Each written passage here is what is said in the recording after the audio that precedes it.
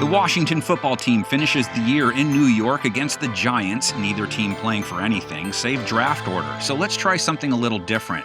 We're going to walk through the game and break down the core concepts of these game previews and get your feedback so we can add or subtract concepts for next season.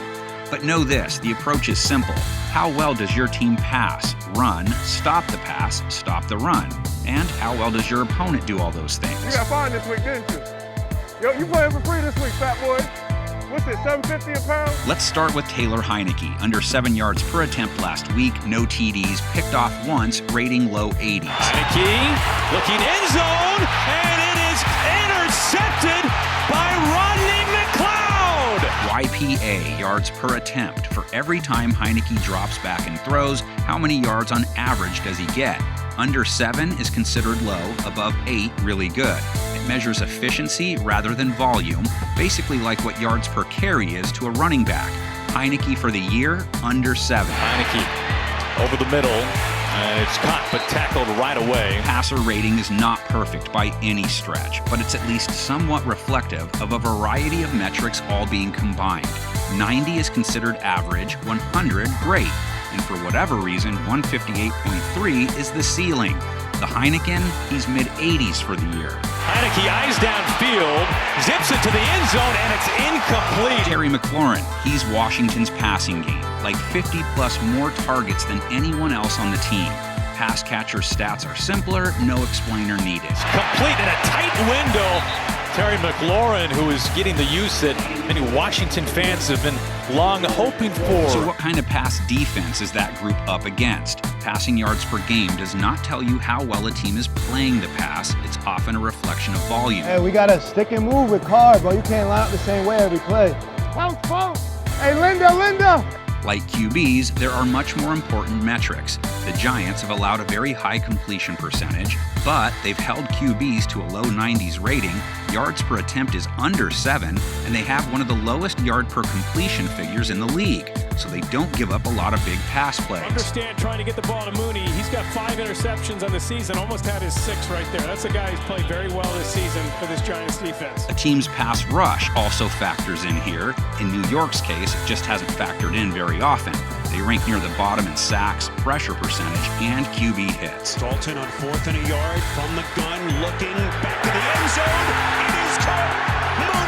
Mooney. HEINICKE was sacked 3 times last week. Washington south of average in sacks allowed for the year. Just going to get this unbelievable dip underneath with the rip and the dip. The team's run game has lacked consistency, but last week JARET Patterson showed up, laid down close to 4.8 a run, just 12 carries though, but he punched one in. Patterson, he's like a little bowling ball of butcher knives. He's so short, he's underneath there. He gets hidden behind that offensive line. What a drive. Giants defense hasn't played the run as well as the pass in 2021, but they took care of David Montgomery in week 17, held him under 3 yards per carry. Montgomery trying to cut back, unable to get back to the line of scrimmage. G-Men's own run game is apparently all they have to work with on offense. SAQUON BARKLEY looked good against Chicago, not just because he had 100-plus yards, and not just because it was on 4.9 a pop, but his long was 10. So his 100-yard day wasn't just one big run. SAQUON BARKLEY dances his way out across the 30 to the 35. Running games aren't as complex. 4+ per run is good. 4 even is average.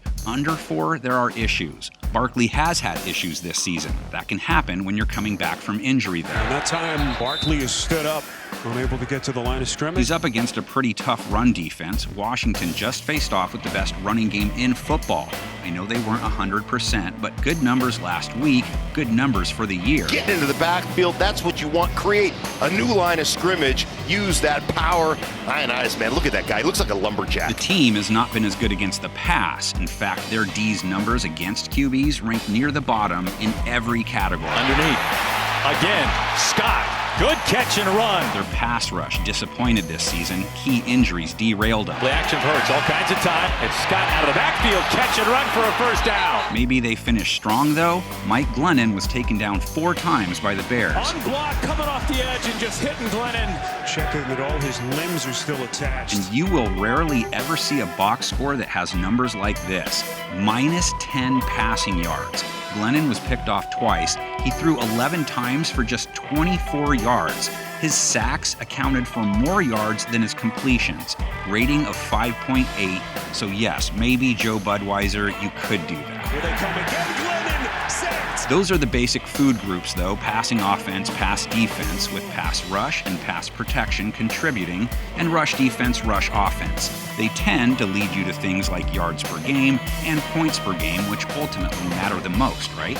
So with all that said, I'd love your feedback. Tell me what you like, don't like, what's missing. A game preview guy high five and genuine appreciation to anyone who takes the time to hit us with your thoughts in the comments section, along, of course, with your predictions. Here's ours. Happy 2022, football fans.